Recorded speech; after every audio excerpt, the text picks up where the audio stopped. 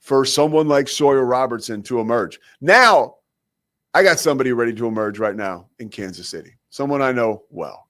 His name is Shawn Barber, an NFL veteran, more than a decade, which means you did a damn good job. Shawn Barber, what's up, my man? How you doing? Man, Pete, you are a man, a myth, a legend. I don't think your audience even know how honored they should be to hear from you on I don't know if it's a daily, weekly.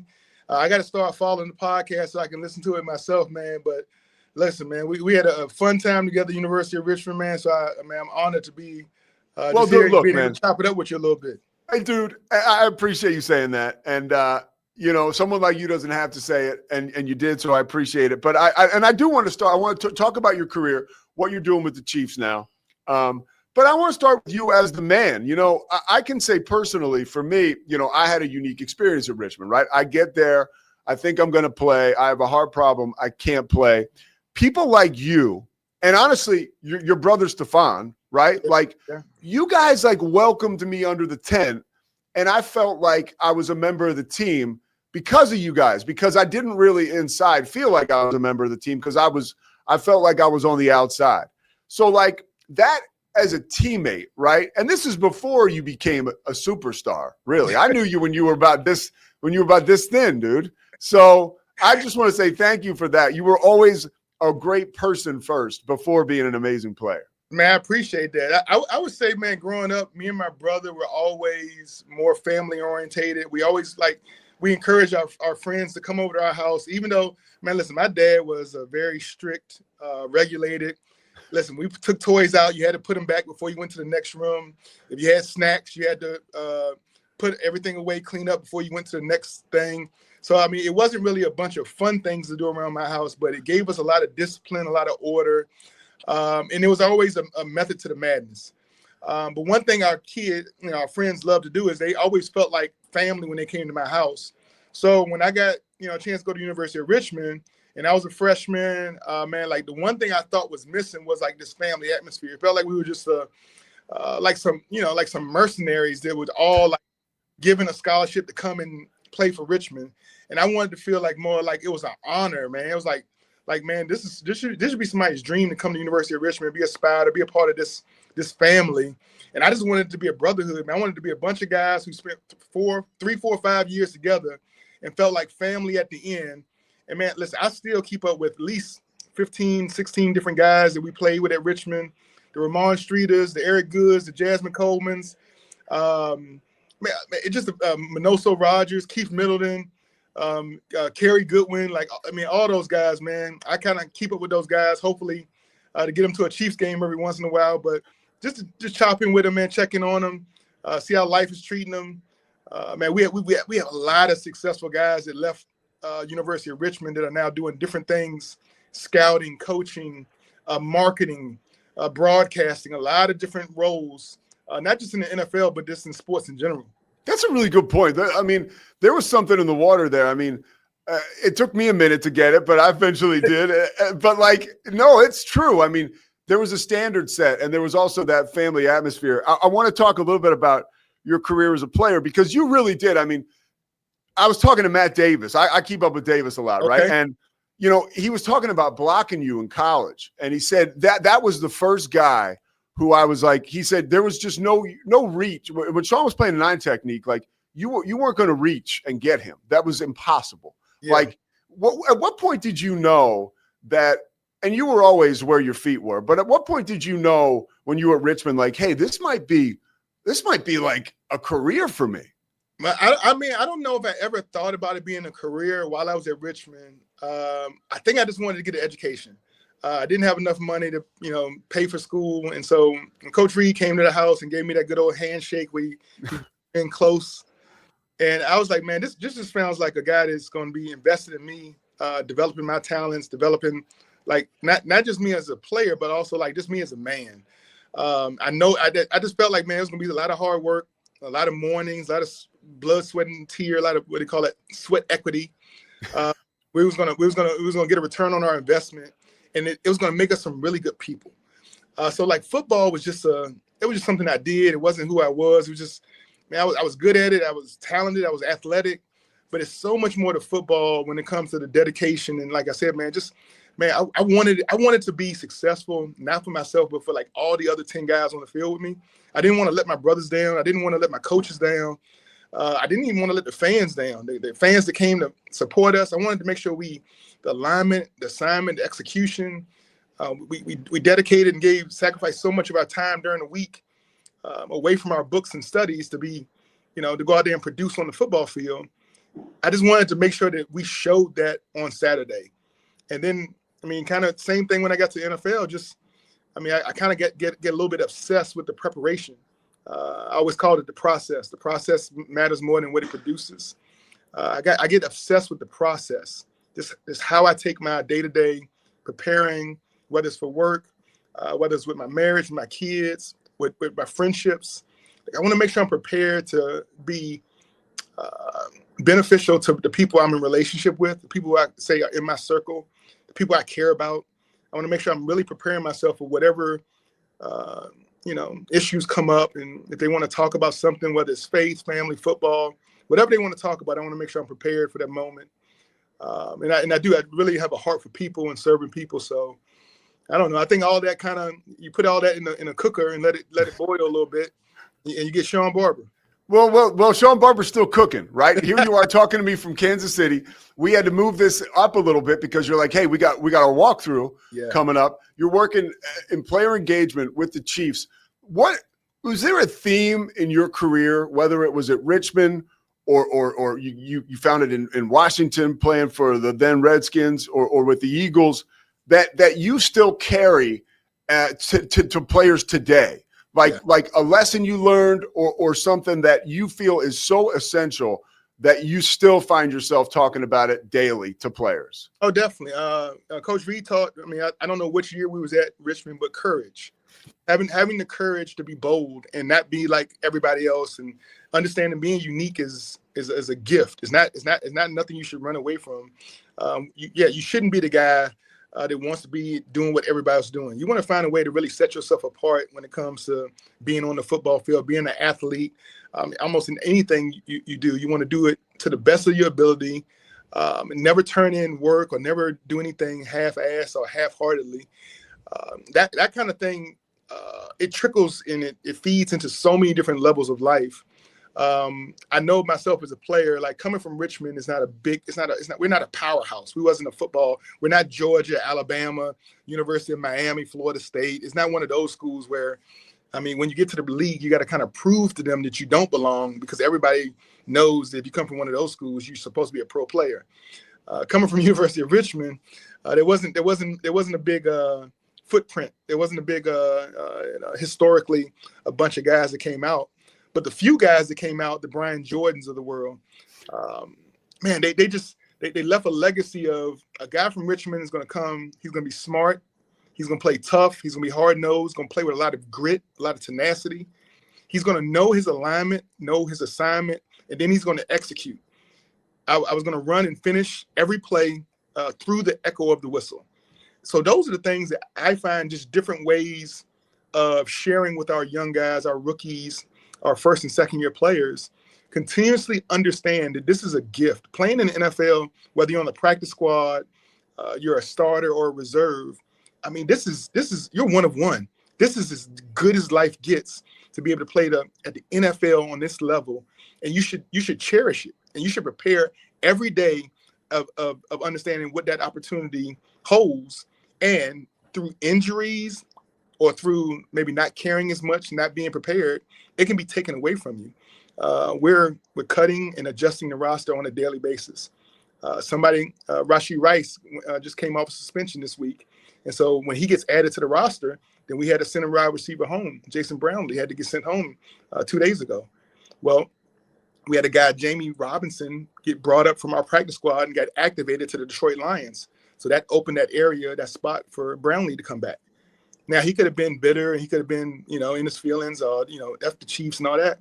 But, man, it probably gave him a renewed sense of purpose of, man, listen, if I don't want that to happen to me again, I better come to practice with an attitude of showing somebody on a daily basis how much this matters to me. And I think that is very unique when you talk about the NFL, of trying to find 53 guys 17 practice squad guys. So you got about 70 guys who are all trying to prove that they are worthy of those spots. So that's how I talk to guys, and I want them to really appreciate the opportunity and realize that anything I can do to help them along that journey, along that road, it's going to be a rough road because a lot of people want that position, but they have the potential to do it. And right now with Kansas City, we're doing it at a really high level. Yeah, I want to ask you about how your career led you back to Kansas City, one of the most prominent organizations in pro sports. And now here you are, right, back in Kansas City, a part of this force of nature that is the Kansas City Chiefs. How'd you end up back there? Man, I mean, nothing is guaranteed in life. And so, like I said, it goes back to back when I was with the Redskins, they call it Commanders now. I think I practiced with a certain amount of intensity and a certain amount of effort. And there was a scout there. His name was Eric. He left Washington and ended up going to the Eagles. And then when I became a free agent, he told the Eagles, "Hey, you need this Barber kid he's a hell of a special teamer, but he also is a really good will linebacker." And so that was my opportunity to go to Philadelphia, and I got a chance to play under Coach Reid and Coach Spagnuolo. God bless him at this time. Jim Johnson, the coordinator. Yeah. I mean, that staff, if you look back at the 02 Eagles staff, there is head coaches all around. Sean McDermott, Leslie Frazier, Ron Rivera at the time, just a bunch of guys that ended up. Harbaugh, right? Yes, John Harbaugh was my special teams coach. Dave Tobe, who is now the special team coach here at Kansas City, was an assistant on that staff. Amazing staff full of soon-to-be head coaches, all had the chance to see me in my prime. And so when those guys go to different organizations, well, then it led to me coming to Kansas City, and then I went back to Philly again, and my last year was 07 with the Texans. So I get into coaching, I get into scouting, I do some things. I become an insurance salesman. I sales insurance for about 5 years. And then when the opportunity came for me to come back to Kansas City in this role, it was just like, "Hey, Shawn, are you still as passionate about football as you were when you played? Are we going to get a watered-down version of you, or are you still barbershop?" I said, "Coach," my son was already employed here at the time, but I said, "Listen, you know I'm a family guy. Family's first, my faith. Those are the kind of things that those are the rocks that I build everything on. So I'm going to come in with the same energy and enthusiasm I did when I was a player. I'm a lot older now, so I gotta warm my knees up a lot more and rub a little bit more Bengay on my muscles and stuff. But as far as from mentally, the food that I'm spitting out for these guys to digest is the same like mindset I had when I was going through college, going through the pros. It's a tough business because your stats matter and your production matter. But at the end of the day, man, if you're just passionate about what you do and you let people understand how much you care and how much you want to be here, why your why do you want to be here? If you know all those things, man, you're not going to have a bad week or a bad season or a bad month. You might have a bad day, but overall, people will know like who you are and what you're about. And if you can show that to this team on a daily basis, week in and week out, you'll have no problem staying in the NFL. Man, that's great stuff. And I think that I can't even imagine the service you're doing for the Chiefs and some of those young guys, especially you mentioned the first and second year dudes. We're in Texas now. I am. So, the Dallas area, Central Texas too. I want to ask you about the Washington and Dallas rivalry. That game is coming up on Sunday. What was your first experience with that rivalry where you were like, man, this is a little different? Because it was your entree into the NFL at the same time. Yeah, I can't even remember, man. So being again, like so focused in preparation on the day-to-day of my own position, I don't know if I really got caught up in the rivalries as much as I did. Like when I was at Richmond, it was Richmond versus William Mary. Man, we wanted to beat them so bad and everything. When I got to the pros, each week was its own set of circumstances, set of hurdles, set of issues. I don't know if I ever got caught up with the Cowboys and Redskins or the Commanders being a bigger game than any other game. It was, now when you're in the league, you get paid each week. You're out there it's a job and it's a career. And so I was just looking at that. This is one of 16 games of me to show that I deserve to be a starting linebacker in the league. And I mean, if I'm not a good enough linebacker to start for the Redskins or the Commanders, I got to show I'm good enough for another team to pick me up. So I always had that, always playing for that next season, playing for that next moment, playing for that next opportunity.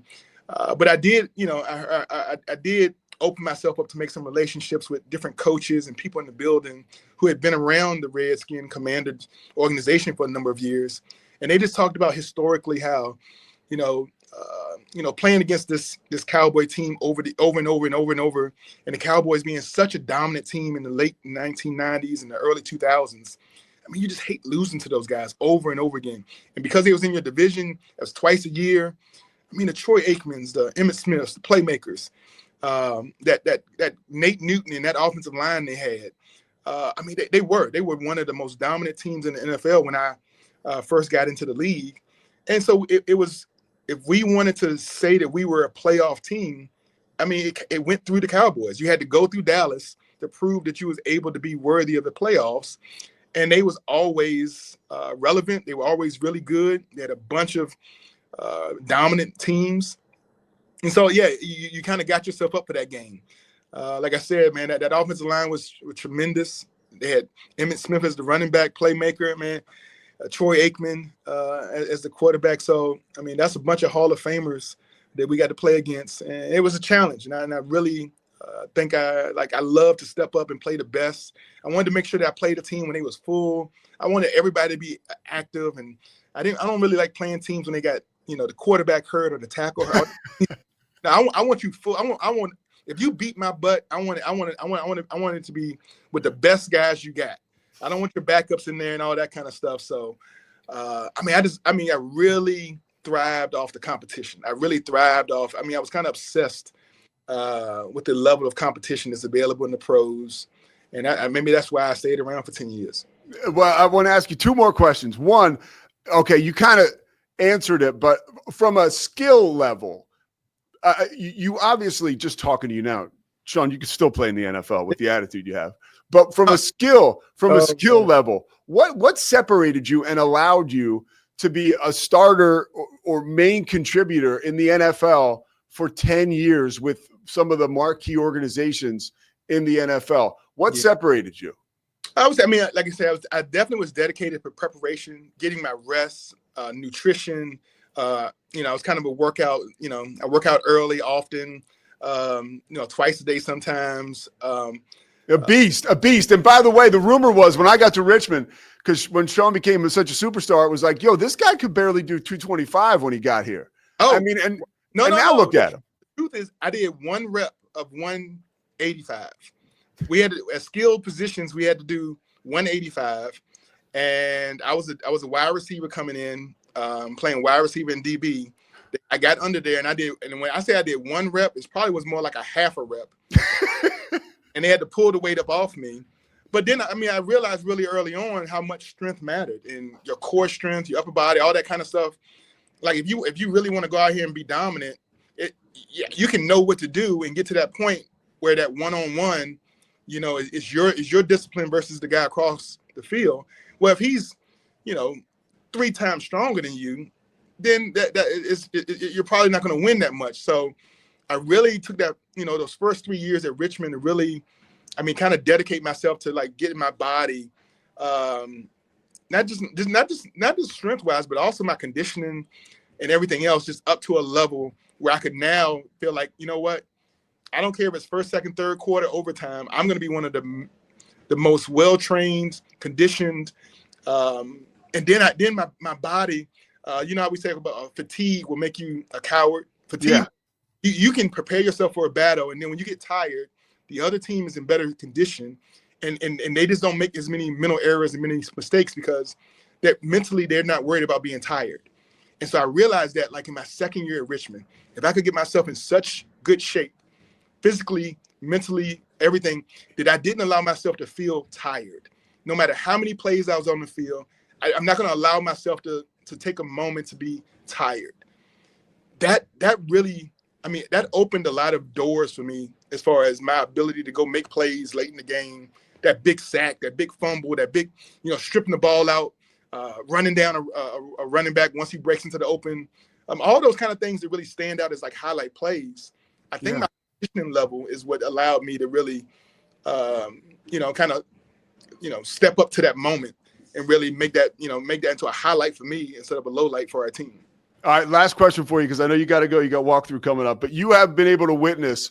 You're one of the few people up close and personal, the evolution of Andy Reid, the guy who in Philly couldn't get over the hump to now the guy in Kansas City who is probably going to go down as maybe the best football coach in the history of football coaches.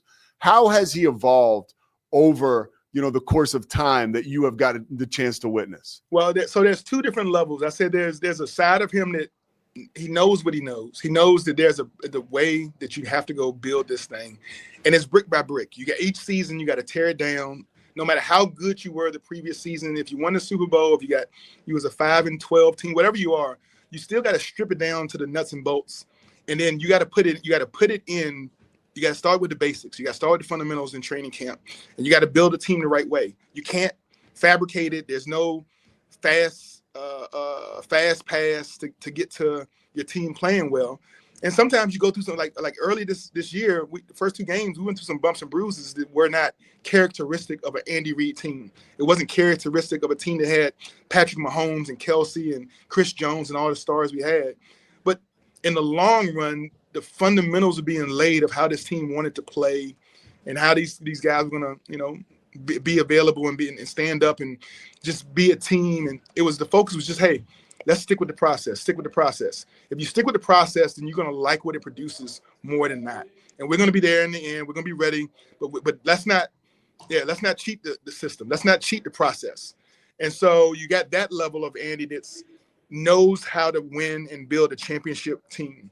But then you have the other side of him who has dealt with personality changes, because now the rookies and the guys you see in the NFL locker room nowadays are not like, I'm 50 now, so you got to go back 30 years to when I was a rookie. We were just always in the locker room. We was there. We didn't have a bunch of social media and a lot of things going on. Now, we got guys getting married to superstars and Patrick Mahomes owning all these brands and restaurants, and Chris Jones is the CEO of Sack Nation. And that's not to mention all the other, multitude of things our coaching staff and just everybody in the Chiefs kingdom got going on. The Kansas City Chiefs are trying to become an international team. They're going across seas every year to Germany and Brazil. And when you're trying to take a team and trying to convince this team of 53 guys to just focus on winning, but the organization is being spread amongst multiple nations, there's got to be a part of you as a head coach that has to be a little bit, you got to grow. You got to understand that this is not 2005 anymore. 2025, you got to understand these players are a little bit different. And even Andy himself has started making himself open up to a few commercials and a few things to let the outside world see his personality and realize he's not as strict and stringent as old school as he used to be when I played for him. And I think that's been a benefit. I think that that's allowed the Chiefs to be, if you ask me, I know Dallas might not approve of this, but I think the Chiefs are now America's team. There you go. Shawn, man, you are more impressive than ever. I truly love you, and I thank you for spending the time, man. And, I got a heart for servitude, man. So I start every day with a daily devotion. The Lord blessed me with a gift of gab. I share my heart with people. And I pray for people every day, man. I pray for, listen, you don't know, but I pray for you and your soul and your spirit and everybody who you touch. I love you. I hope your podcast goes great. I hope everything you do goes great. But, man, we got a great group of guys that went to the University of Richmond. And that brotherhood, man, it was something before I even knew the definition of brotherhood. So I'm so thankful to be a part of that. And, man, I just love you, man. Love you too, Shawn. We'll talk soon, man. All right. Good luck, Chiefs. Oh, man, how cool is that? Shawn Barber. It's rare when the player and the impressiveness of the player can really meet the man. But Shawn is, and I'm telling you, I got to Richmond as a kid who was kind of devastated but didn't even know how to handle it because I had a heart problem. I couldn't play. And there were guys who were really good on the team who were cool to me. And Shawn was one of them. And I can tell you, I almost get emotional talking about it because that was a tough time in my life. I used to, while the guys would practice preseason, in the summertime. Obviously I couldn't play. So I would jog around the field. And his brother Stefan, who obviously from Richmond with Shawn, would jog around the field with me. And like that was like just gave me instant credibility. And to just talk with Shawn. I haven't talked to Shawn in 15 years, dude. It's like we haven't missed a beat. And an amazing guy from an amazing family. And just it's no surprise that he's kicking ass in life. All right, the Pete Souza Show comes back. We're presented by Savachiks. Thank you, Shawn Barber. Yeah, man, that was great stuff. We'll be right back.